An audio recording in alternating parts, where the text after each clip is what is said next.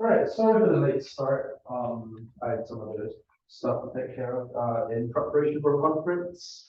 Okay, so I talked to some of you guys about this, but not everyone. I've decided to mostly so essentially we had 2 lectures in algebra, and I had planned to give a third on applications, but since we ended up not having class on Friday, I was originally going to record a lecture for that, but then as I was doing the recording, I realized there was really not much that I wanted to do because a lot of the applications that I want to mention required a little bit more rigorous work within algebra, right? And I don't want this to be, a course in algebra and then a course in row analysis and so on and so forth. I want these to be kind of like introductions into the topic, right? So if you have questions, you're more than welcome to ask. If you want me to kind of go a bit more into detail with you one-on-one or perhaps in a small group on Zoom or something like that, I'm more than happy to go more into each of these. But my primary goal for this particular course is not to delve too deeply into each of these topics, but to at least give you a sense of like what kind of ideas do you expect. Like, for example, in a undergraduate algebra course, typically you do a bunch of stuff on groups or rings or both, right? So here at Tech, you guys focus on groups for the most part, and then we'll touch on rings a little bit later on. Personally, I prefer introducing rings and then groups for pedagogical reasons. If you have people who are trying to learn abstract algebra for like math education, or they aren't necessarily in like a pure mathematics field and they want to learn about abstract algebra, it's usually easier to start with rings just because you have so many more good examples, right? So for example, in row numbers, we have both multiplication and addition. You know how those work, right? That's kind of what is involved in the ring. Whereas for the group, you might wonder, well, we have both multiplication and addition. Why are we restricting to just multiplication or just addition or something like that, right? So that's kind of one of the ideas there. But I wanted to kind of paint a picture of, okay, if you want to learn about abstract algebra, you can talk about groups, we can talk about rings. There are also, like I mentioned in the lecture, there's this thing called fields and modules that you can also look into. But then to really do more with applications, you would have to get more in the weeds with some of these objects. So just to finish up, right? So this is not the main point of today's lecture. Today we're going to start with topics of real analysis. And before that, I want to just first talk a little bit about the applications that I was going to mention in the separate lecture, but I decided to just do it as an aside, right? So this is continuation of the basically section 4 is algebra. So this is still section 4. Algebra, so applications. So we often hear about normal subgroups, right? And I'm not going to define this. There are definitions on Wikipedia or in most undergraduate textbooks or introductory textbooks that you should be able to understand using the definitions we already have. So I'm not going to define it, but essentially there's a special type of subgroup called a normal subgroup, and they have these nice properties that allow you to specify, okay, I want to look at these subgroups that have some nice property and can extend to other ideas, right? So for example, in groups, we have normal subgroups. And so in rings, the analog of a normal subgroup would be something like an ideal, for instance. So we have normal subgroups. Another thing that a lot of research is being done on is something called group action. How do groups act on a set? Right. So group action is specifically a function which maps from. Okay, so maybe I'll write this down. So this is something like maybe let's call it pi as a function, right? So this is given a group and a set, right? This maps back to a set, for instance. And this could be a group as well. But a group action tells you how something acts, right? So essentially, imagine you have like a Rubik's Cube, right? And the set of all permutation is just a set of, how do I want to say this? We'll call it a set of just states, right? Maybe there's all these like quintillion number of different possible states in the Rubik's Cube. Let's call those, let's make a set out of that. And then the group could be just moving the Rubik's Cube, right? Because you can think about it as these, when I move something, let's call it part of the group, there's an identity, right? You're not moving it at all. There's inverses where you move something, you move it back, it's the inverse. And the product, right, of the group operation would you just, do it again, right? So for example, I mentioned it right and turn it left, that's, two different functions, or rather two different elements of the group. When you compose them, or rather, when you put them together, you do one and then you do the other, right? So this is almost like a function. So these actions on a Rubik's Cube, right, this is part of a permutation group, right? This is part of taking a set and doing something to the set, except instead of numbers, we have just these arbitrary states, right? So some of you will ask, well, what about sets that aren't numbers? Here is one, right? So, I mean, I guess you could number each of the possible states of a Rubik's Cube somehow. And obviously this would be an isomorphism with the actual states as a visual image. But you can assign that as a set and then look at all the ways in which you commute, right? So a lot of people like looking at group actions to just see how the groups act on different things, right? And these have some nice properties. Maybe with the group actions, you can also talk about transitivity or transitivity. Right, this usually talks about an existence of a group action. This doesn't mean transitivity in the usual sense of 1 is less than 2 and 2 is less than 3, therefore 1 is less than 3. This is really just some notion of, okay, does some action exist that describes the problem that I want? If you look this up, you will sometimes referred to as 2 transitivity or 3 transitivity. And then another application that you might want to look into for those of you who are physicists are called Lie groups. And these induce Lie algebras. Right? And these are super important in quantum physics. Right? So a Lie group is simply a group that is both a manifold and a group. Right? So it's a topological group. I won't really go into what it means to be a topological group. We'll touch on topology either this coming week or next week, but essentially you can suffice to say that it's some group where your group action, or rather, sorry, your I don't want to say this, your homomorphisms within these groups can also be thought of as continuous functions, right? You have these topological maps with continuous functions. That's another way to talk about these groups. And then you would upgrade into the algebras in the standard way you would create an algebra, right? By using some sort of multiplication between two different objects, right? So I'm not going to go too much into that, right? That will be a whole lecture on its own. And originally I was going to take a lecture to talk about all of this. And then as I was doing it, I realized this is maybe a bit much for the scope of this course. But if you want to look at applications or you get interested in what kinds of things would be important, these are good things to look at. Okay, so that's that. So now we'll start the next section on real analysis.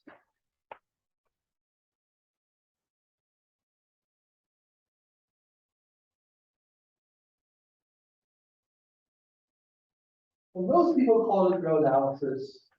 Our university calls it advanced calculus. Perhaps this is a common name for it elsewhere. I have not heard this name before. I've mostly heard it referred to as real analysis. But certainly I can see why advanced calculus is a good name for this. Because the whole concept of real analysis is, a lot of you who have done stuff in math will say, oh yeah, Calc 1 is like the first math program, right? Calculus 1 where you learn about, what's a derivative, what's an integral, how to use these things, and so on and so forth, right? But remember what we've been basically stressing this whole course is we want to be able to build things from scratch. And a lot of things you learn in calculus really just depend on either visual representations of what you have, right?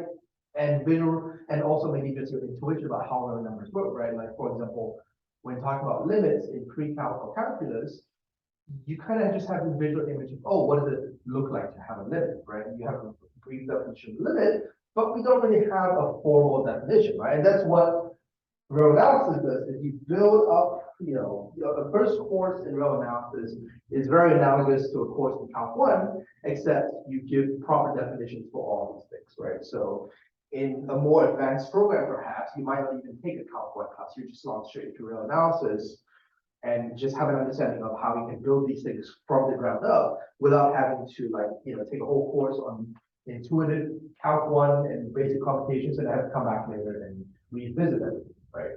So we need definitions. We need to formally build some of these things. So there are two things I want to do. The first is I want to introduce some definitions, right, as usual. And the second thing I want to do is I want to, go away from these definitions, right, and then look at maybe a couple. Well, there's no definitions, for example. So let me maybe say this more clearly. In the first part of this lecture, we're going to talk about the basic definition that help construct some certain real numbers that have certain properties. And then in the second section, we're going to look at some other things that you might do in real analysis, of course. The most important of which is how to compute a limit, right? What is the limit from Calc 1, right? When you talk about basic limits of functions, you have a very intuitive idea of how limits work, but let's find a way to define it properly and look at what this is. Okay, so first, let's just start with something called the active compute.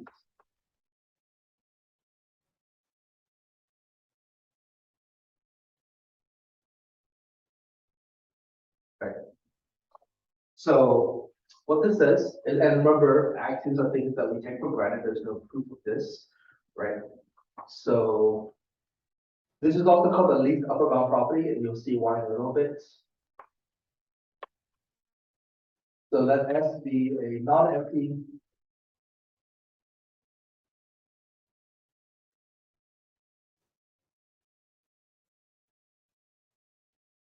bounded subset. Sorry, I was saying about non-empty subset R that is bounded above. By bounded above, you might have a picture in your head that, oh, it stops somewhere and doesn't go above it. That's correct. We would have to define that, right? So I'll define that in a little bit.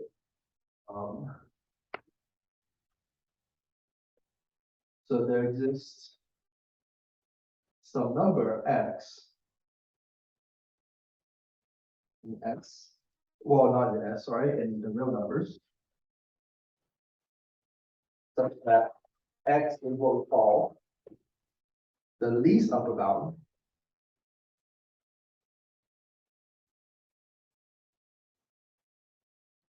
also known as the supremum.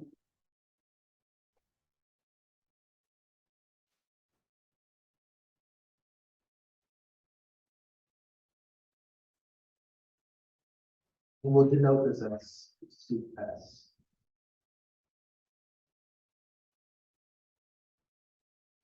So we need some definitions for some of these, right? So I wanted to write the active completeness first, so that we can kind of build some examples first before we go into each definition, so you have kind of a picture of what this is, and then we'll go ahead and define it properly. So one of the things we see in calculus is we talk about mins and maxims, right? We talk about a minimum and a maximum, and those are fairly easy. A minimum is the smallest number in set, and a maximum is the biggest number in set. But the issue with this is when you talk about smallest and biggest, it's only easy to see what those are if there are finitely many terms in your set. But we've talked about there being infinite sets, right? In fact, when you have an interval, there's an infinite number of objects in that interval, especially if you consider the interval in a set. And because of this, not every infinite set has a minimum or maximum, right? So for instance, right, if I look at this interval, this has a minimum. The minimum is 0, right? It's the smallest number in the set, but you can't get anything under it. But what about this? Well, it has no minimum because you give me any number in the set, I can give you one even smaller than it, right? No matter what number you give me here, I can create one smaller than that. Technically, you don't know this yet, but this is something we'll get to from here eventually, right? So this intuition that you have, right, where between any two numbers, we can pick another number in between. We will get to this later, but we kind of use this fact, right? So there is no minimum here, but maybe we want some idea of what this 0 is representing. Because it's almost weird that I'll denote the set using the 0, but I don't have 0 in the set, right? 0 does not belong to the set. So that's kind of a weird notation. So because of this, we want to develop this idea of a least upper bound, right? Or a greatest lower bound. Essentially, if I have an interval A to B, and it's an open interval, A and B don't belong to this interval. But clearly they have some importance in terms of describing this interval, right? So we want to talk about it in some way.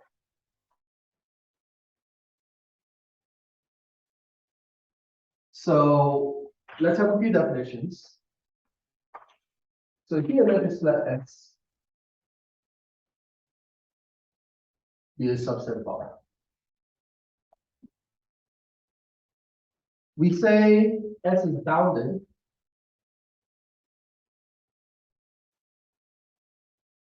if there exists an M greater than 0 such that for all elements of that set,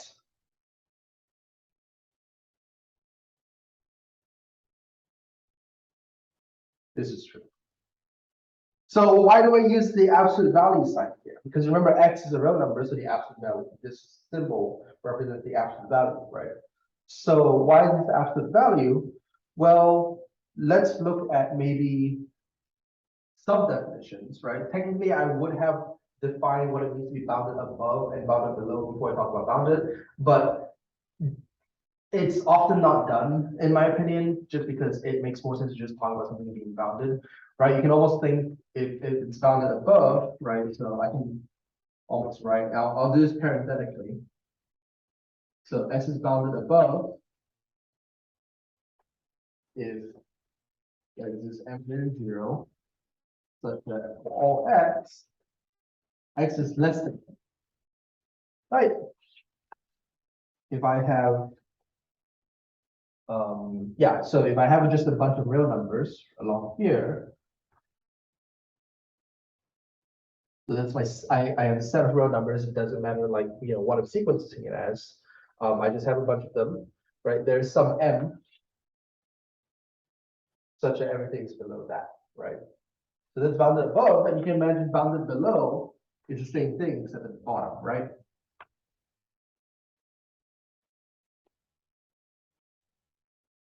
So S is bounded below if there exists, let's call it an N less than 0, such that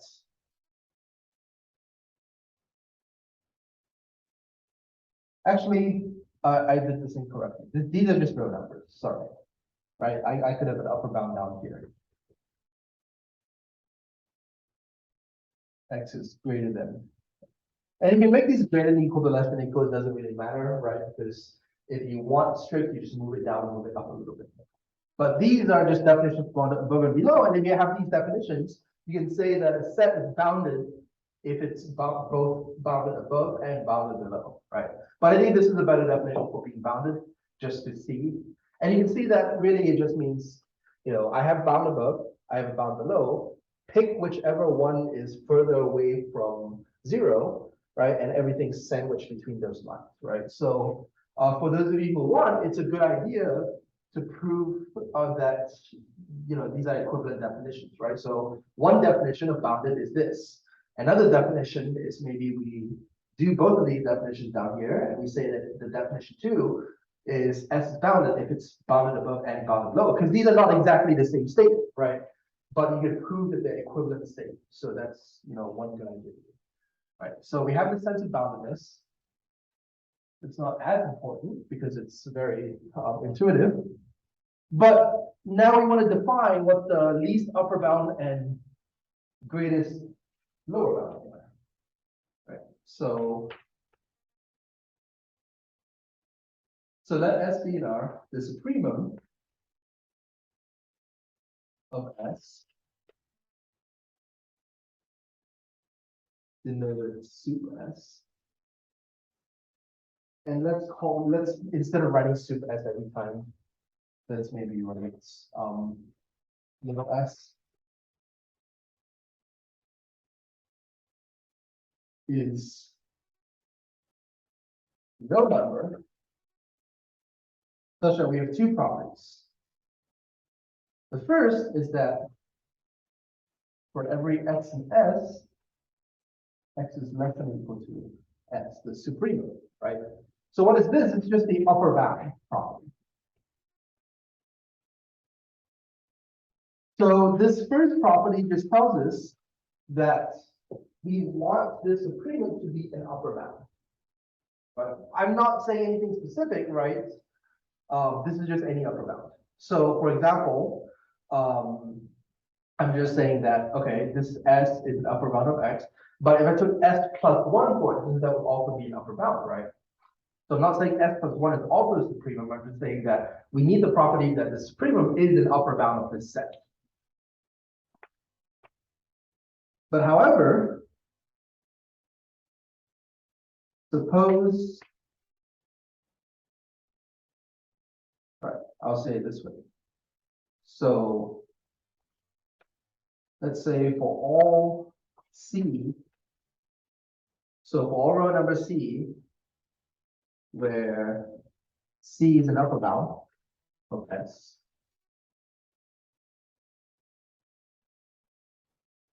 in other words, for all X and S, X less than or equal to C, right? We have that S is less than or equal to C, right? In other words, this is the least part. This is the least upper bound. So you can see this is very similar in style to the definition I gave for, you know, the greatest common divisor, right? First we showed that it is a divisor, or it is a common divisor, and we showed its greatest one. Same thing here. You showed that it's an upper bound, and then you show that it's a smallest one, right? So that's what it means to be the supremum. The supremum is the least upper bound of the set, right? So that's why, you know, for example, if we let x be equal to 0 to 1, right? The supremum of S is equal to 1, right? Anything greater than or equal to 1 is an upper bound. But then the smallest one is 1. And you have a very similar definition for the what we call the infimum of S, right? So the infimum is the greatest lower bound. So for those of you who for whom it's the first time seeing the infimum and supremum, I encourage you to try to write a formal definition for the infimum based on what we have here. It's going to be exactly this, but flipped, right? In other words, the infimum of this set is 0, right? So that's what the supremum and infimum are. We generally use suprema and infima rather than max and min. You will very rarely see max and min in real analysis. We care more about the suprema and infima. But really, if you have a closed set, and we'll talk about open and closed later on, but think of just a closed interval for now, right? Well, in a closed interval, your max and min are your sup and your in. Here, we just define these so that we can just always work with this definition, right?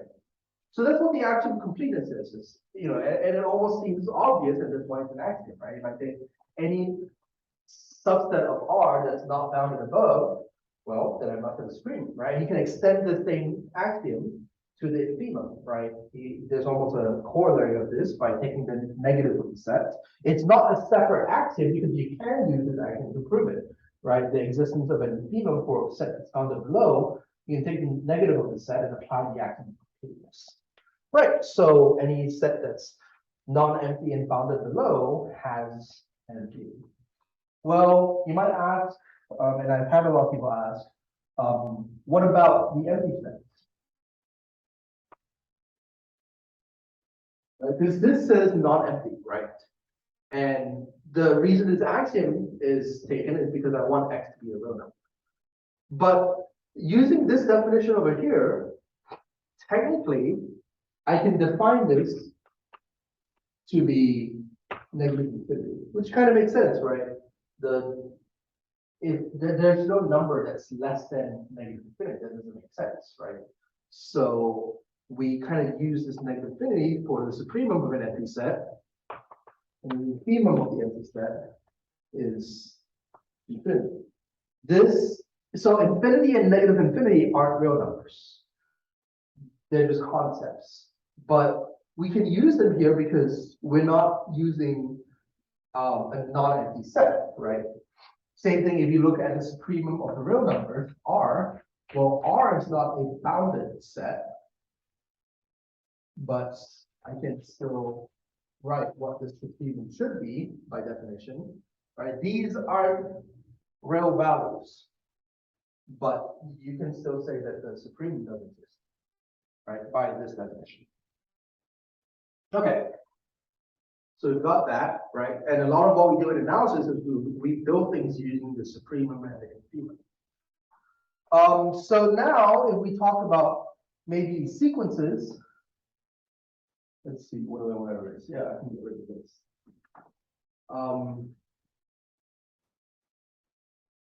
Just to build up this definition of the sup and an in, there's this idea of talking about actually, I technically haven't defined a sequence here. So let me maybe do that later then. I'll add a section because I should talk about sequences. And so I'm going to talk about sequences when I talk about limits, but then we should do that later. Okay, so there's a few things I want to do with the axiom completeness, and this is I want to build some properties of the real numbers that we might be used to, right? So the first one I want to look at is what's called the Archimedes property.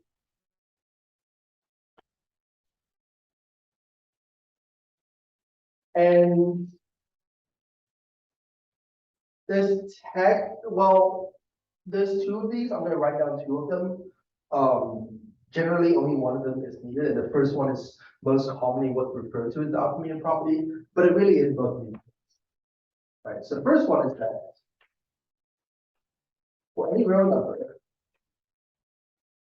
there exists a natural number such that n is greater than x. Right? In other words, pick any real number you want. I can give you a natural number that's bigger than it, right? If you pick a negative number, I'll give you 1, right? Because these aren't the integers, they're just natural numbers 1, 2, 3, 4, and so on. So if you pick a negative number, I'll give 1, but if you pick some arbitrarily big number, I can just go a little bit more. And that makes sense, right? Well, it makes sense because of the axiom of completeness. And also, so for every y greater than 0. And notice I don't say this is an R, right? But when I say greater than 0, well, what does it mean to be greater than 0? Well, obviously we're talking about real numbers, right? I have to compare things that are, different objects, right? So when I say y greater than 0, it implicitly says, oh, y is a real number, right? So I'm not going to write that it's an R, I'm just going to say greater than 0. So now there is this n such that 0 is less than 1 over n less than 1. right? In other words, you give me any number, I can find some reciprocal that's sandwiched between that, right? If you pick some really big number, then I'll just let n equal 1, right? But what if you pick y to be like super small? What if you pick y to be 0.002? Well, the idea is I can pick a big enough natural number that it fits in there, right? So both of these can be proven using the axiom of completeness. And for the sake of time, I'm not going to do that here, but these are good things to do as exercises on your own.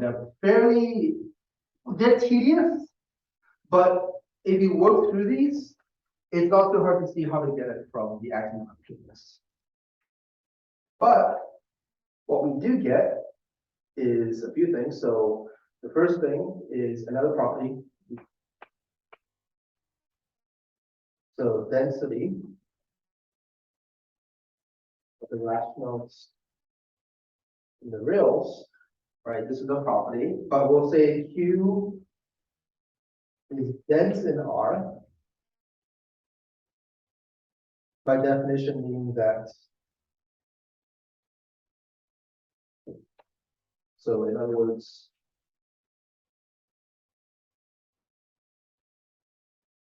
if I take two real numbers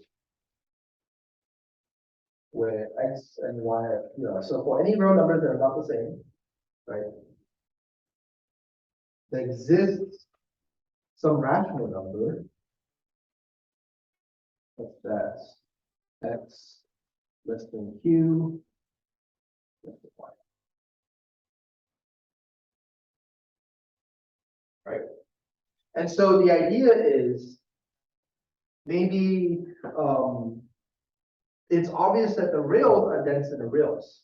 If we follow this definition, we can think of density as, okay, if I pick any two numbers in the set within which it's dense, whatever the set is, I can pick one guy from there to sandwich in between. And that's kind of the idea of density, right? You think of dense as an English word, it means tightly packed.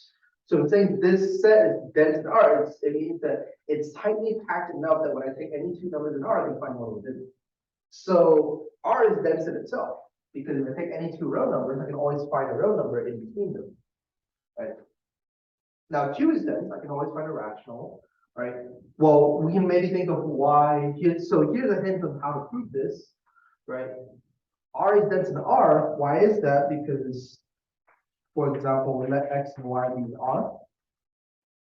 You can show that their average is also a real number, right?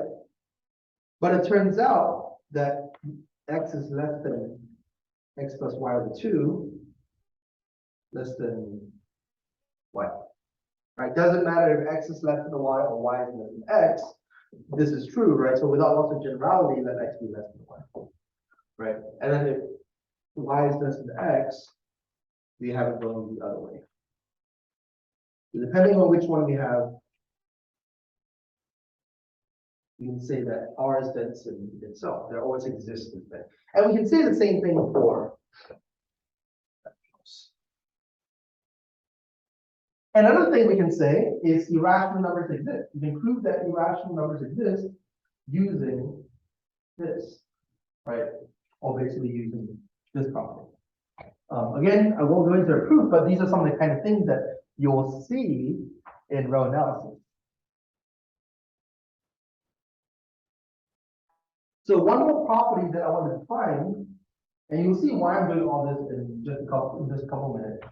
Right? It seems kind of arbitrary. It might seem like I'm just picking arbitrary properties out of the air just to show you. There are good properties, but there is random reasons why I'm picking these things, and just I'll draw this in a few minutes just to show you why I do this. But let me give you maybe one more property, and then we'll go ahead and do what I intend. So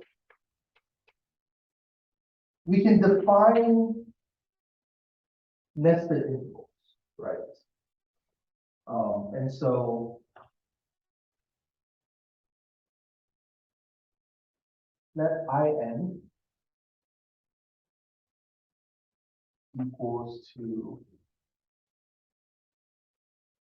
closed intervals a into bn, right? For some an and B and R, right, for row numbers, such that for every natural number, these sets kind of are containing each other, right? And also, I want their distances to go to 0, right?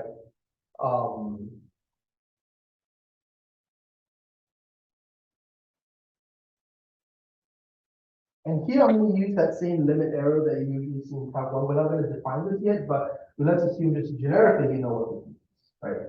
So we'll let the sequence go to 0. In other words, maybe I'll start here, right? So maybe this is I1, and maybe this is I2, and then I3, and so on and so forth, until this distance gets closer and closer to 0, okay? So generally, when we talk about sequences, and again, I'll define this more formally later on, we can use brackets because it's just a set, right? It's an ordered set. And we can index it by telling us what this index is, right? When I say the word index, I usually refer to the substrings, right?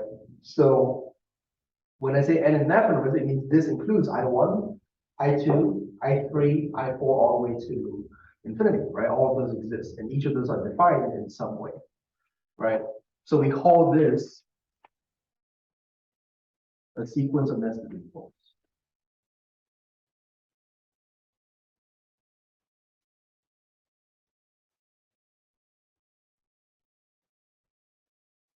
Right? So far, no property yet. This is just a definition, right? So the property is really that. So some people call it nested interval theorem. I don't like to. I'm just going to call it property. What I would consider the nested interval theorem is something different. So the nested interval property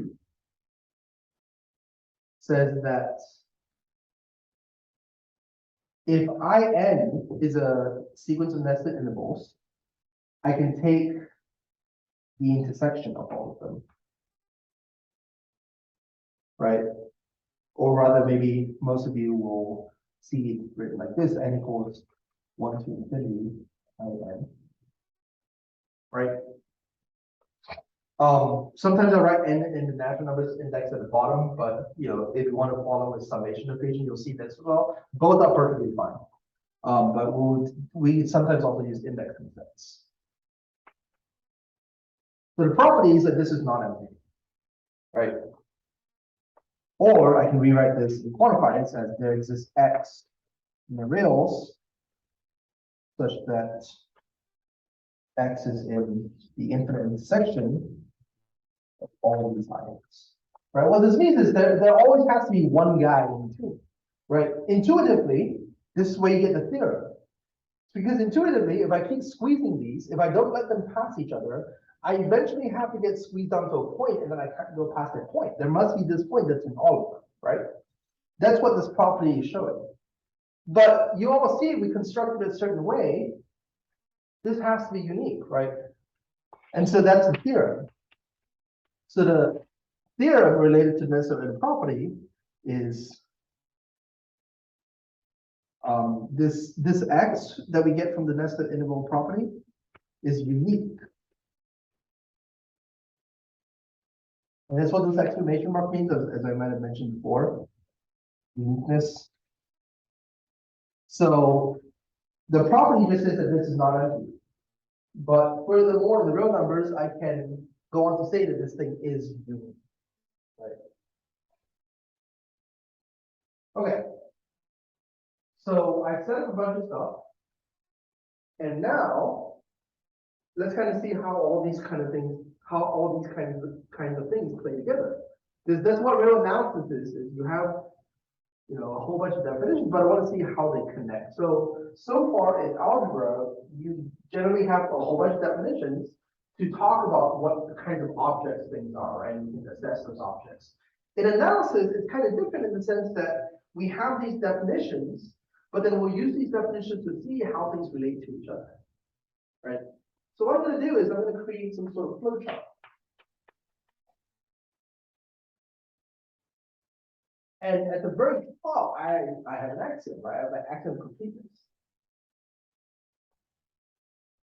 And keep in mind that if you look back at your definition of the axiom of completeness, everything is only considering real numbers. That's why it's called real analysis, right? The axiom of completeness talks about R, right? So imagine we're only talking about R. Now, from the axiom of completeness, I can get the Archimedes property. So we call this the Archimedes principle, right? I can get this directly. I can also get the nested interval property directly.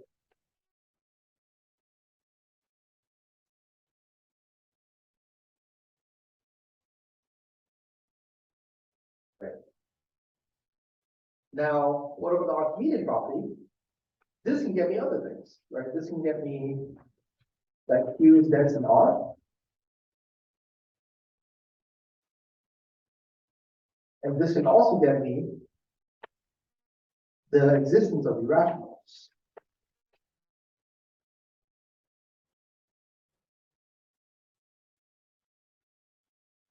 Right. So for instance, pick your favorite irrational number, most people use square root of 2, right?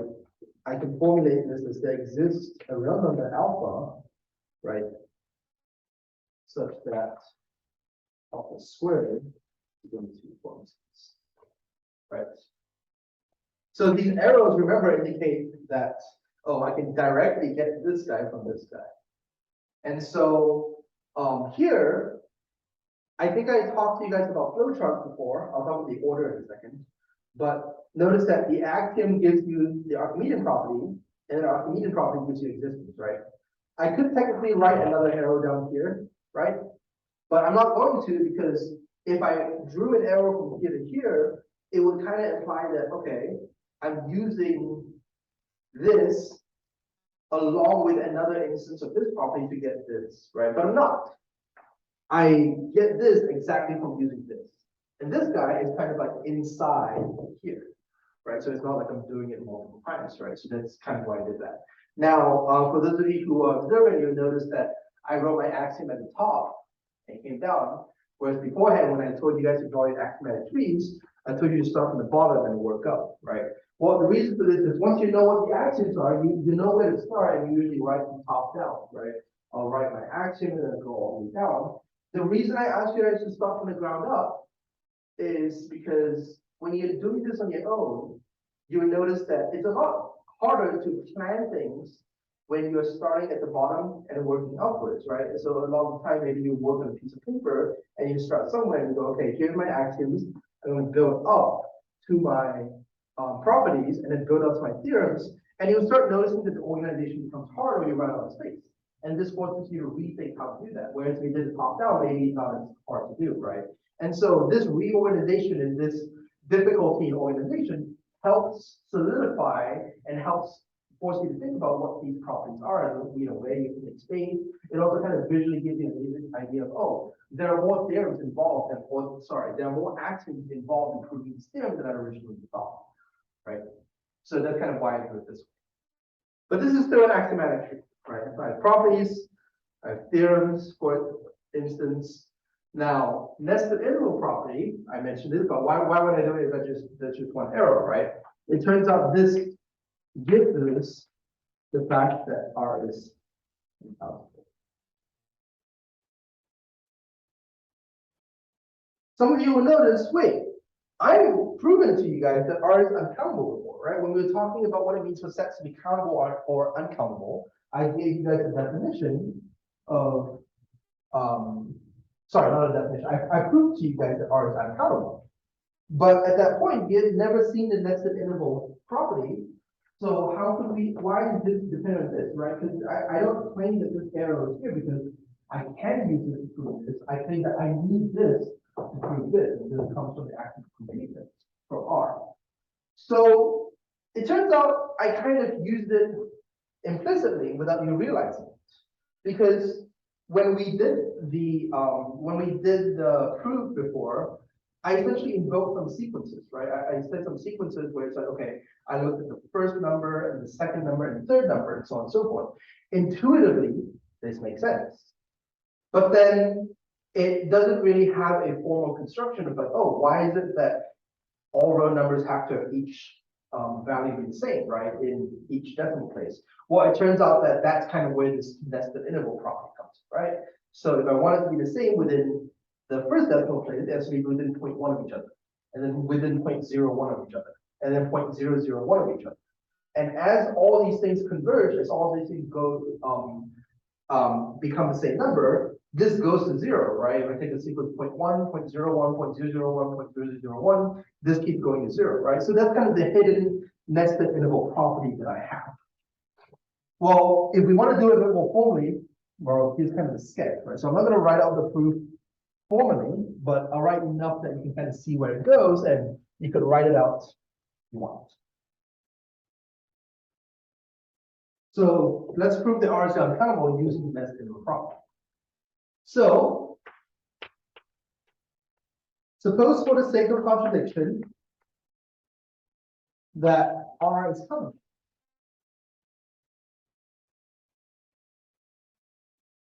What does it mean for R to be countable, right? That means I can write it as maybe some x1, x2, x3, and so on, and I can count that, right? That's what it means for it to be countable. There exists a bijection from the natural numbers to the reals, if it's countable, right? And I don't claim to know what the bijection is, I just know there is one, and that means I can write it out this way. So now we'll define I1 to be an interval in R such that x1 is not I1. Doesn't matter how you do it, just that don't let x1 be an I1, right? So in other words, if this is 5, pick any interval that doesn't contain 5, right? Maybe 6 to 7 or 4 to 4.7. It doesn't matter as long as it doesn't contain that. Now, that I2 be some subset of I1 such that x2 is not an I2, right? And so if x2 was already not an I1, we could just let I2 be equal to I1 and let them be the same interval. But if, say, x1 was here, right, and x2 was here, right? Let's say I took my interval to be here for I1. I want to make sure this doesn't contain x2. Well, I can pick something over here, right? Or I can pick something over here. It doesn't matter. Just make it not contain x2. And we would do this inductively such that for all natural numbers m, these are nested, so in plus 1 is always a subset by m, and also xm is not an element of im. So I'm going to keep making this smaller and smaller, such that I'm always skipping each number. I'm making sure that they're not in there, right? But wait, there's a problem here. I'll pause it a couple of seconds for you guys to see if you can catch it. For those of you on Zoom, I'm sorry, I'm going to spoil this in a little bit. But for those of you who are watching the video, feel free to pause the video and think about this for a little bit. It's a good thing to think about, right? Before I show you what this is. But essentially, here's what we have, and I'm about to spoil it now. I said for every m, but R was countable, so I can write for every single row number there exists an m such that that row number is equal to xm, right? In other words, let me just write this more formally. For every real number, R, there exists an n in the natural numbers such that R equals to xn. Right? This is all on the assumption that the real numbers are countable. But wait, the problem is this is not in the intersection, because if I constructed these to be my intersections, right? Notice that R is not in the intersection from 1 to infinity of IM. Why? This is because R by construction is not in Xn. Oh, sorry, not in In. Right? Because R is equal to Xn, but by this definition, it's not an element of this interval. But this was every single real number. But what do we say about the nested interval property? The nested interval property says that there must exist such a real number. It's in here. But no matter what real number I chose, it isn't. So there's my contradiction, right? And usually for contradiction, the symbol that people use is two arrows pointing to each other. Sometimes you'll also see a line with an X through it, that's fine. But here's your contradiction. If you do everything like I did here, I end up showing that this intersection of these nested intervals is empty. And that violates the nested interval property. Which means what? Which means that my assumption was wrong. And so R has to be uncountable. Right? And so this is hidden in the proof that R is uncountable that I gave you before. Right? This is why. So you can see that we can keep going with this and get more properties, but this is essentially one of the ideas of real analysis. You construct these ideas and you keep building up on them to get more and more definitions and or properties that you can work with. Okay. The other thing I wanted to talk about today was sequences. Right. So sequences are a type of set. So remember, we started with nothing but sets. And we started getting other things, right? In algebra, we got groups, right? Groups are a set with some other property on top of them. Well, in real analysis, we don't really have groups yet, right? In introductory real analysis, you're not really going to deal with groups. But here, we can talk about a sequence. So a sequence is specifically a countably infinite set. And notice that I say countably infinite, right? It has to be an infinite set.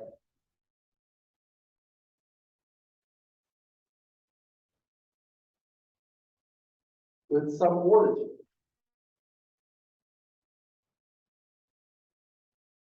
Right, in other words, I can have the sequence xn, right?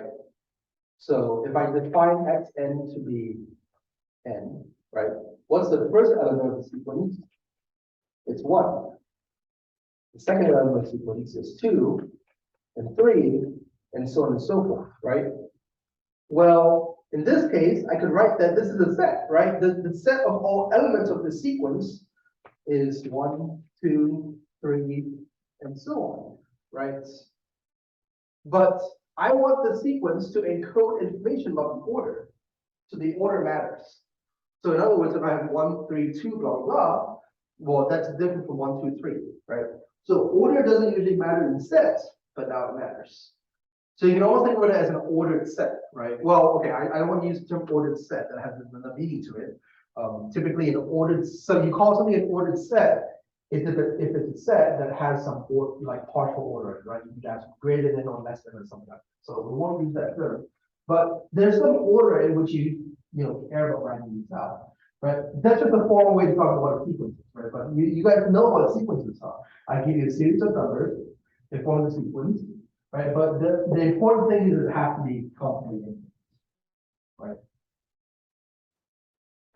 I can also talk about a subset. I'm not going to write it down, but you can also talk about a subsequence. A subsequence is a sequence that keeps the same order from the original one, but it might be missing some terms, right?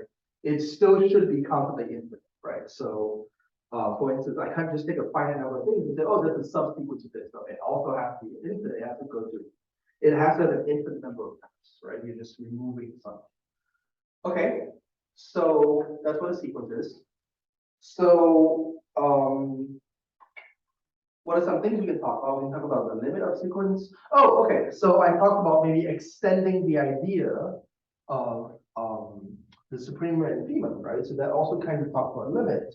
So let's first figure out how to graph, quote unquote, graph a sequence or see a sequence visually, because sometimes drawing things out makes it easier to conceptualize, right?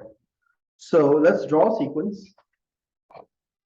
What I'll do is, well, I'm indexing on the natural numbers, right?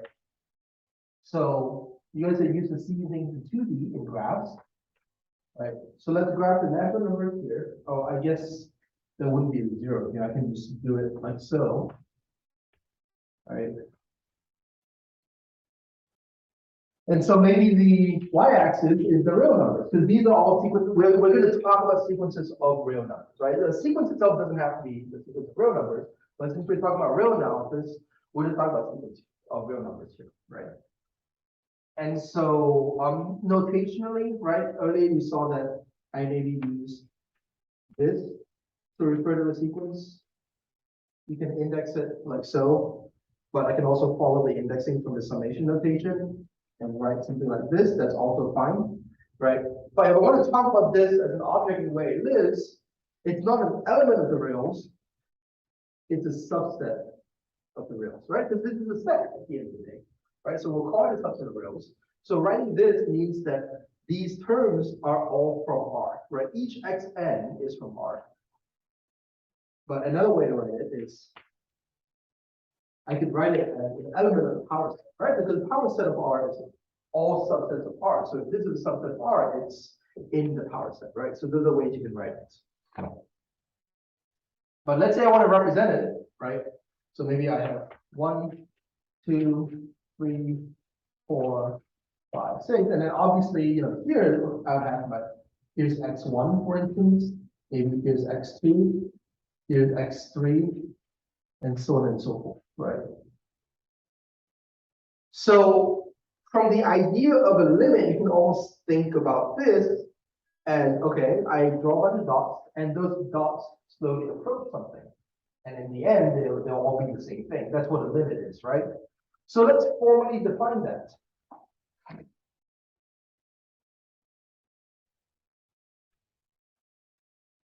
Let xn. So we'll say that a sequence is convergent if it has a limit, right? So let xn be a convergent sequence in R. In other words, it has a limit. Right. Another way I can write this is formal definition is, what does it mean for a sequence to converge? Xn converges if there exists L, right? When we call this a limit, such that we have the following. And obviously I could have written this, you know, in a bunch of different ways, right? I could just write it just in one line and it will still be correct. But I think that makes it a bit harder to see what's going on. So we're going to write it in a specific way on the board, and that will help you see like what's going on. So this is the Greek letter epsilon, right? There exists epsilon, sorry, for all epsilon greater than 0, there exists a natural number, capital N, such that for all little n greater than or equal to capital N, right? And these are real numbers, right? The sequence and L, these are all real numbers. So we can talk about an absolute value. Excellent. Okay, so let's kind of piece this out, right? Let's actually work backwards to figure out what this means. What is this? This is an absolute value. So I have an absolute value of A minus B. Like I've probably drawn on the board before, we know what this is, and we know what this is, right? So instead of actually thinking about it as an absolute value of just a difference, this is more of a distance, right? This is the distance between xn and L. What is L? We want this to be a limit, right? So maybe if I draw this limit, maybe this has a limit. Sorry, I forgot to bring my colored chalk today. But maybe this has a limit over here. Well, this should be one line, right? This is just 4 over 1. Okay, so maybe this is some L, right? And I want these to approach. And so on and so forth, right? So I'll call this L. And I want the distance from here to here be less than some number epsilon, right? So that's this epsilon up here. Well, we'll just call it some distance, right? So this is for every epsilon. So pick a number, right? Pick epsilon, doesn't matter. Let's just put it over here. So that this is alpha epsilon. Because epsilon represents a distance, right? So distance can go both up and down, so that's L plus epsilon and L minus epsilon. Right, so then we're draw it out like that. And then so I picked an epsilon. I claim that there must exist some natural number such that for everything afterwards, right? So think about it this way. Capital N is some n that we pick here. And this is for every little n greater than equal to that. So you can think of it as everything afterwards. This is true. What does it mean for this to be true? It really means that the distance between xn and L being less than epsilon means that xn lies between these two lines that just drew, right? But look at this. One is outside of it. But at this point onwards, it works, right? So I can pick this to be my capital N, to be capital N equals to 2. So at this point, everything afterwards is between the two lines. I could have picked 4 and they will still work, right? Remember, this is they exist. It doesn't have to be unique. You don't have to find a minimal one, right? So if I let n be anything greater than 2, in fact, right, take it to be 6 or whatever, everything afterwards is close enough. But here's the problem. This is for every epsilon, right? What if I move my epsilon to make it smaller? Maybe over here. Now I need a new natural number, right? So sometimes some people will index this with an epsilon. Or they'll write it as n as epsilon, right? Because n is essentially a function of epsilon, right? And n depends on epsilon. So when I pick my epsilon, there's an associated capital N. So here, for the new lines I drew, the capital N will be 6, right? Because everything before that, this guy is outside of those two lines, right? So you give me so what this says is you give me an epsilon, I'll give you a capital N, right? Such that for everything outside of that, or for everything further than that, everything between these two lines, right? So this is the formal definition of the limit, or rather it's the formal way, for L to be a limit, this down here is the formal definition of a limit. If I want to say that a sequence converges, I include this part, right? It converges if it has a limit, and this is the definition of the limit, right? So that's why I wrote it in that way. But you can see there's a lot of quantifiers here. But when you're trying to piece together a definition, when you see a definition written out in this book, it's good to try to work backwards to figure out what this definition is trying to say, right? So here we essentially get that, okay, I have a definition here, right? I can work backwards by knowing what is this object. Okay, once I know what this object, it's less than epsilon. So epsilon is the same type of object, right? So since x, n, and L live on the y-axis here, my epsilon should be a distance on the y-axis. Once I have that, I can figure out what everything else is, right? So similarly, if I just connect the dots, right? Imagine I'm connecting all those dots and I get something that looks like this, right? Imagine if all the natural numbers were super, super close to each other such that you couldn't see the distance between them, you get something like this. Well, if this eventually peters out, right, then I can talk about that limit, right? So if my limit is 0, and let's say my epsilon is over here, right, then this is my capital N. But then if my epsilon is down here, then maybe this would be my capital N, and so on and so forth, right? So that's kind of the idea there. But wait, this looks like something else. It doesn't look like a sequence anymore. It looks like a function, right? Because a sequence is indexed on natural numbers, whereas a function is indexed on the domain, right? But this almost looks like I drew something and I have a continuous function. I did it without lifting my pencil, right? So this means that from the definition of a limit, we can get a definition of a function. Because a function is just a set, and in this case, a sequence is a set. So that means we can upgrade this definition to talking about a function, right? So let f be a function from some set A to the real number, right? So capital A is just a set, right? So we can talk about the limit of a function the same way, right? But now I can't just choose a natural number because natural numbers go in one direction because the sequence is in order. But for a function, there is no order, right?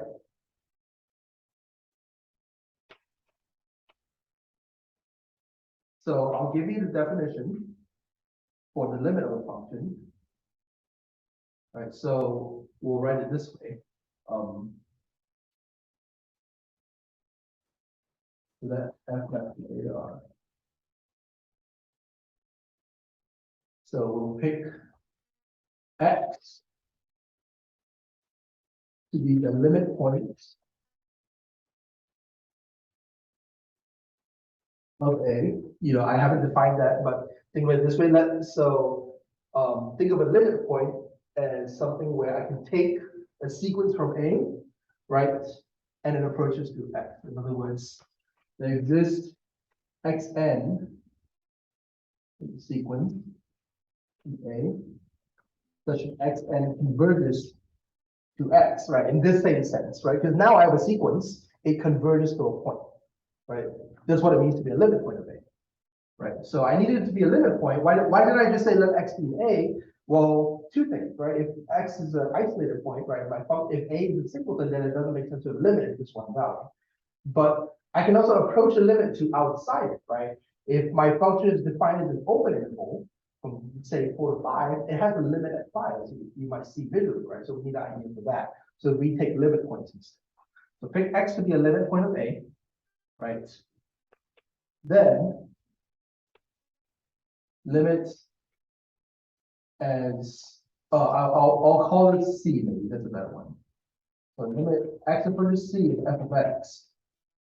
Right? In other words, my function is f of x, right? But as I take x approaching C, I take a sequence of points approaching C, and I evaluate the function at all those points, and I can take the other limit, right? So the limit exists if the following is true.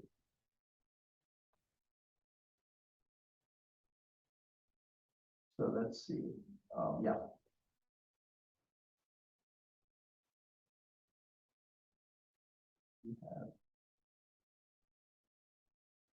So I'll write this in for all. So for all x and A where x minus c is less than delta, we have that similar to here, f of x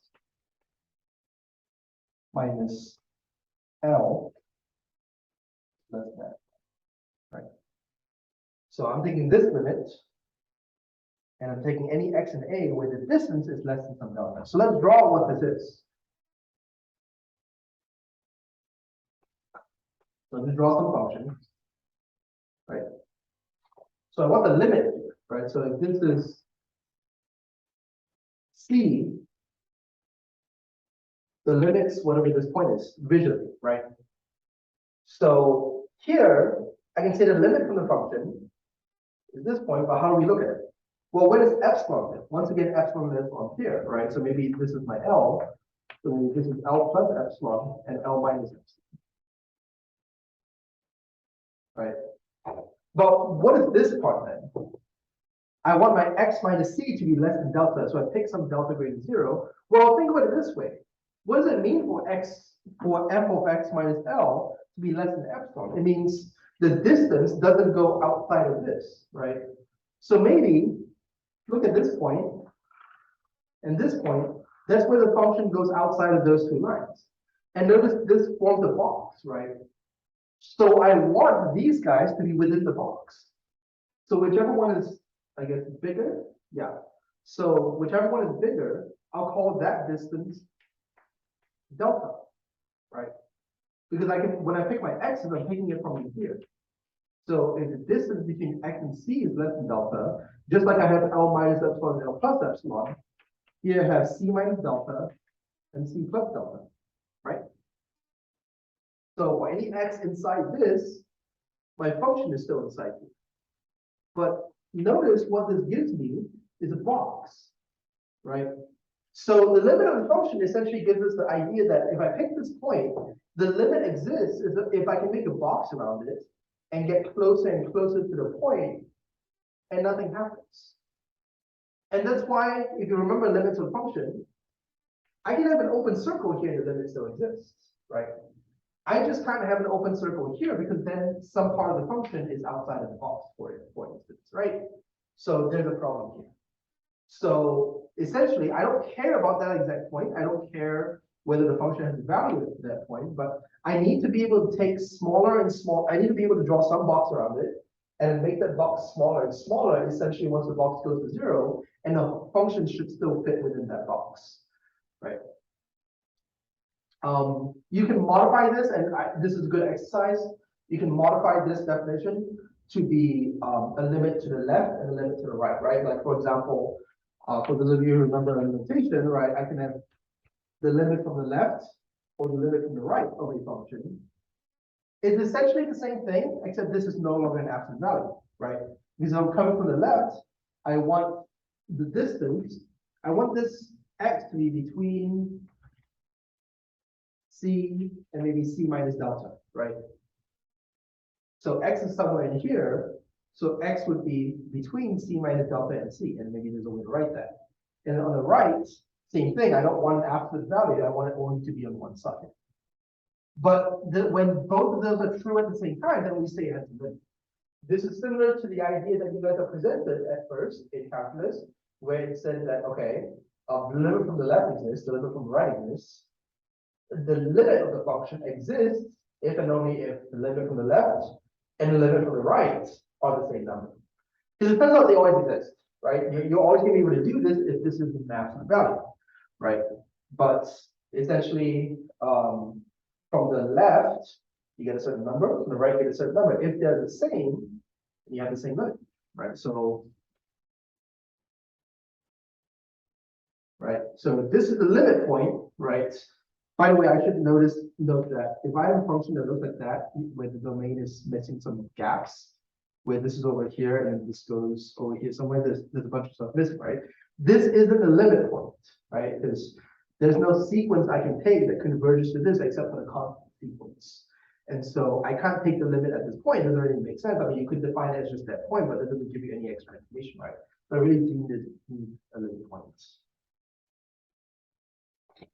So, and that's why we'll see a different definition next time, or rather in the section of point set topology, where we define a limit point as something where you make a neighborhood, and that neighborhood contains, for example, infinitely many points, right? Separate points that aren't that value. Okay, so if we look at this, there's a limit from the left and a limit from the right, right? Because the limit from the left, it's just this value. The limit from the right is this value. But what happens with this picture, this definition, is if I take this box, right, if I want this to be my epsilon, right, already I have stuff escaping this box, right? Stuff goes outside of this box, so this limit doesn't exist. So that's kind of the idea, right? So furthermore, let's look at a maybe better picture. If this is my function, right, I can't make my epsilon smaller and smaller without having this lead. Because I could make my epsilon maybe up here, right? So maybe I'll make this L plus epsilon and this L minus epsilon, right? And so if these are my boxes, right, maybe I'll draw this a bit better. This part goes up here, right? I can still pick a delta, right? If I pick this to be my delta, so this is my c, I can pick c plus delta and c minus delta where, oh look, the whole function is inside this box, right? But the problem here is that this is for all epsilon. The moment my epsilon dips within here, I'm stuck. I can't do this, right? Because this is not in here. So this is kind of the visual idea of why this works. And you can see that this is very similar. But wait. In Calc 1, you had a very rough definition of continuity, right? You guys said that a function f is continuous if three properties hold, right? So limit. So we'll say the function is continuous at C, right? If the limit exists, right? If f of C exists, and furthermore, both of them are the same. Rather, I could have written all these three as one property, right? But most people in calculus write it as three properties because you would be checking them separately, right? You check that this exists, and you check that this exists, and you show that they're equal.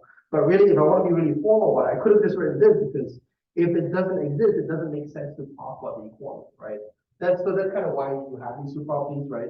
You don't know what it means to set two things to be equal if you don't know what they are in the first place.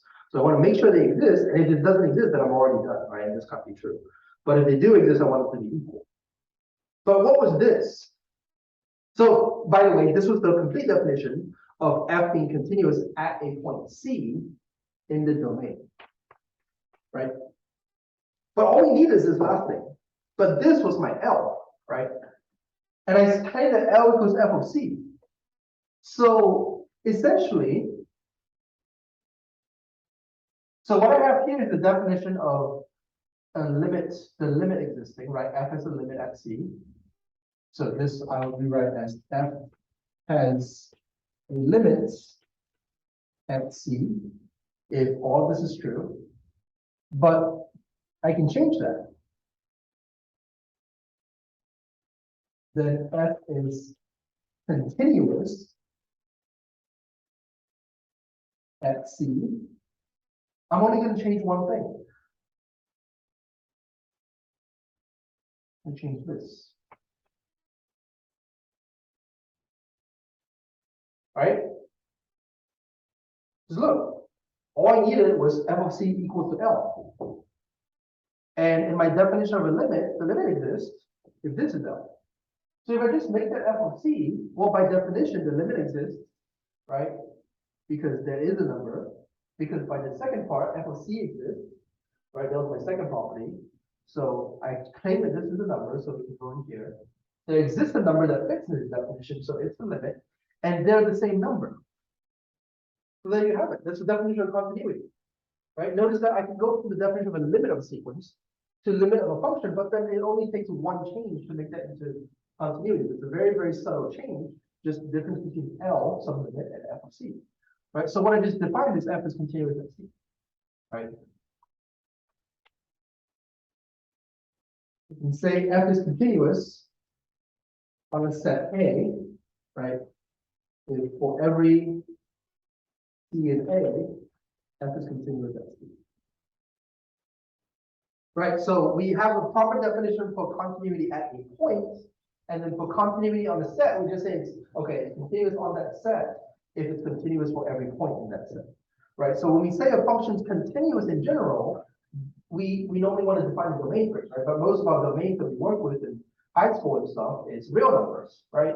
So in other words, when people say, oh, f is continuous or f is a continuous function, they should tell you what the domain is, but you can usually assume it's all real numbers, right? So I can say that f is continuous on 0, 1, or f is continuous on R. I should define what my domain is, right? But really, when you give me a function, you should define a domain. So if you just say f is continuous with no other words, I take it to be that this should be the domain, right? Not just continuous on any subset, but continuous on exactly the domain. Right? So if you define a function from A to B and you say f is continuous, it means it's continuous on A, which in turn means that it's continuous for all points in A. Sorry, at all points in A. So that's the definition of function continuity. And again, this is one of the big things you'll see in row analysis is how to deal with stuff like that. You know, you prove something's continuous and so on and so forth. It would be bad of me to go, so I don't want to give any, so you kind of see how this works. I want to give you an example of how to prove something converges, just so you can see it. Because it can be hard to, because there's so many quantifiers, you know, it's sometimes hard to do this, right? So let's just define a sequence. 1 over n. Right? This is a sequence, and it obviously converges to 0, right? But if you remember your pre-calc, the limit as n approaches infinity of 1 over n is 0. So x1 is 1, x2 is 1 over 2, x3 is 1 over 3, and so on and so forth, right? And you don't need to write this in your program. I'm just trying to you just as an example. You know, it's as you're starting out, it's good to write things out so you know what you're looking at when you're first, being introduced to a topic. But we want to prove this, right? So again, remember your proof techniques that I taught you earlier. Always respond to your quantifiers. So when I start my proof, so I want to prove that the limit as n goes to infinity of 1 over n is equal to 0. Right? This is my row number. That's my L, right? So this is defined as L. Okay. So in my proof, I don't have any flexibility.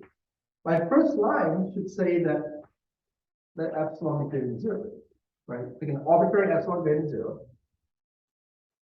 My second line, I have some capital N, and it lives in the natural numbers, right? Don't know what it is, but I know it must be there, right?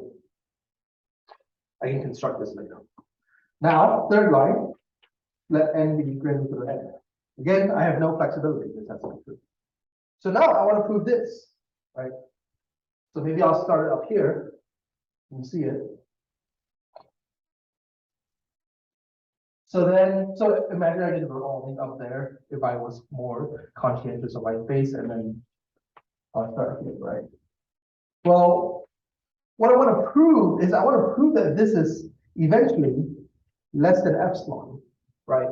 And then I'm done. If I do this and I have this capital N, I'm finished, right? I'm completely done for every n greater than n, right?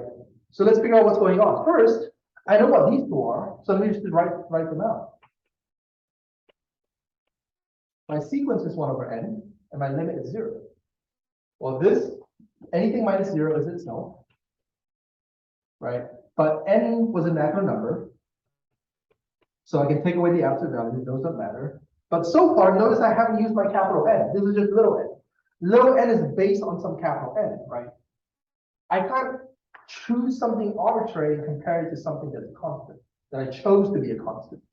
So I need to move to capital N. But wait, n is greater than or equal to capital N, right? So what happens when I take the reciprocal? It should be the other way, right? So this inequality should flip. Right? In other words, 3 is greater than 2, so 1/3 should be less than 1/2. Right? So I have this. But then now I have a direct comparison between 1 over capital N and epsilon, because I want this to be a less than, otherwise this limit doesn't hold, right? But this almost looks like my Archimedean property, right? Epsilon is greater than 0, and so like this. Remember Archimedean property number 2. For every value greater than 0, there exists some natural number such that this is true, right? So we can rewrite this and think. So here, I could have just taken by the Archimedean property and I'll be done. But let's go a bit further. This is also why those two Archimedean properties are kind of related to each other. Let me just flip these again, right? 1 over n is n, right? Flip this sign, and that's 1 over epsilon, right? So that means that, again, the Archimedean property tells me that no matter what value in the real numbers I get, I can always pick a natural number bigger than that. So let 1 over epsilon be a real number. It exists some natural number greater than that. I don't know what it is, but it exists by the Archimedean property, right? And I've proven that this limit is 0, right? I start with the first line. I provided a value here. I constructed a value by the direct symbol, so that this is true. And now I can prove this is true by this series of equalities and inequalities. Now, when you are writing these out as a proof, well, equalities are typically easy, right? So generally, equalities don't have to be justified because they're usually very, very obvious. But whenever you have an inequality, justify it. Notice how I wrote this in a certain way that all my signs are aligned with each other, right? I do this for organization, but also because I can do something like this, but anytime I need to justify something, I can, right? So for example, justifying it from here to here, this is because, and by the way, that's my symbol, that's the shorthand for because n is an natural number, so n is greater than 0, right? So since n is greater than 0, the absolute value doesn't matter. And then at this step, this is because n is greater than or equal to capital N, right? That's why when we flip them, we get less than or equal to. And at this symbol, now we're using this line, we're using the fact that n is greater than 1 over epsilon, right? And so we got this from constructing this, that was kind of the working backwards part. But once you're writing out the proof, you should act as if you had known that all along and show that as your justification. But the idea is that since we have shown that this xn minus l is less than epsilon for any epsilon, I'm done. That's how you prove that this limit exists, right? And so generally when you prove a limit exists, or when you want to prove a limit exists, you should think about what the limit should be first, and then prove it, right? But this is how you do it. And the limit for a function goes very, very similarly, except you should think about what the delta is in terms of drawing the box in that we saw there, and see what that delta should be for that box to work, right? In terms of stuff you would see in row analysis, there's not much else that I would want to cover, but there's another concept I want to talk about that you should think about. So we talked about supremum and infimum, right? And we talked about kind of these sequences. So there's an idea called the lim sup and lim in. So let's say I have a sequence xn, right? I want to ask what's the lim sup of xn, usually as n goes to infinity, right? This is sometimes also denoted as sup, right? Lim with the line over it, right? And also you would have the lim in. So this is the limit superior, and this is the limit inferior, or is supremum and infimum. So I also have the lim in of the sequence that I can denote as lim bottom, or something like that. But let's just talk about the lim sup, right? Once you define it for the lim sup, you can easily define it as for the lim in, same way you define infimum once you have a definition of sup, right? So we would define this, well, lim sup implies that you take the limit and then a supremum, right? So this is the limit as n approaches infinity, of m approaches infinity of the supremum of n greater than or equal to m of xn, right? So what is this? And when I say supremum of n greater than or equal to m, I can also write that in the set notation that you're more used to, right? I can write it as the supremum of the set of values of xn such that xn is greater than or equal to m, right? And that m is this one. But it turns out that when you take the supremum, think about it this way. What this means, and I'll draw this in a little bit, but what this means is I take my sequence and I keep moving the start point later and later. Well, the supremum can never go up, right? If I take a subset, the least upper bound is never going to suddenly shoot up when I take a subset, right? So this is decreasing. So this is a decreasing sequence, limit is decreasing. But so I can take the infimum, right? It's also taking the infimum across all m greater than 0 of the supremum of n greater than or equal to m of xn. Right? And I write this in index notation, but if you want to write it in set notation, I can also write this as the infimum of the set, which is this thing, which is the supremum. So this is the supremum of xn, given that sorry, n is greater than m. But what is this infimum taken over? It's taken over all m greater than 0, right? So pick an m. I'll set that m, and for that specified m, I'll pick this supreme. That's a number, right? So that's one number set. And then take the next one, take m equals 2. So take m equals 0, then m equals 1, then m equals 2, and so on and so forth, right? Oh, maybe I should write greater than equal to 1 since we index them in the natural numbers. That's fine. Doesn't really change anything. But so you'll take m equals 1, plug it in here, find what that value is. Take m equals 2, plug it in here, find what that value is. Take m equals 3, plug it in here, find what that value is, and so on and so forth. Once I have all that, that's a set. Take the infimum over that set. So what does this look like? So again, imagine that you can upgrade this to functions, because now I'm looking at a limit of a sequence. You can think about this as functions as well, right? Because functions are upgraded sequences. It's sometimes easy to see this as a function, right? So you can just think the lim sup and the lim in are defined for sequences. You can also define them for functions in very much the same way. So let's say I drew a function that looks like this. So the start point is here, right?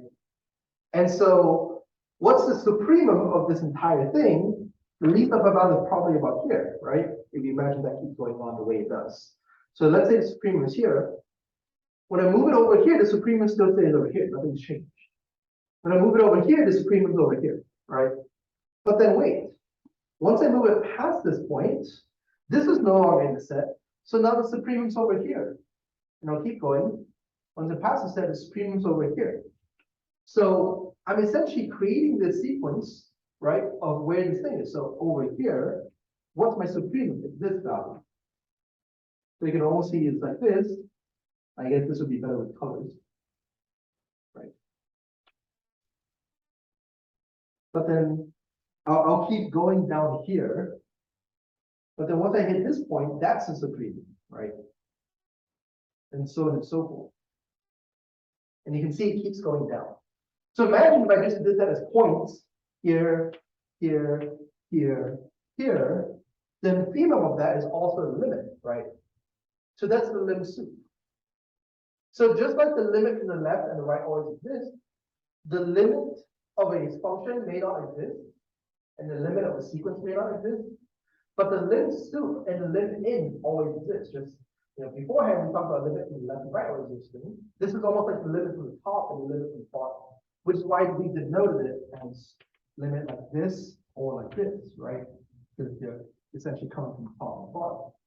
So if I had a function that looked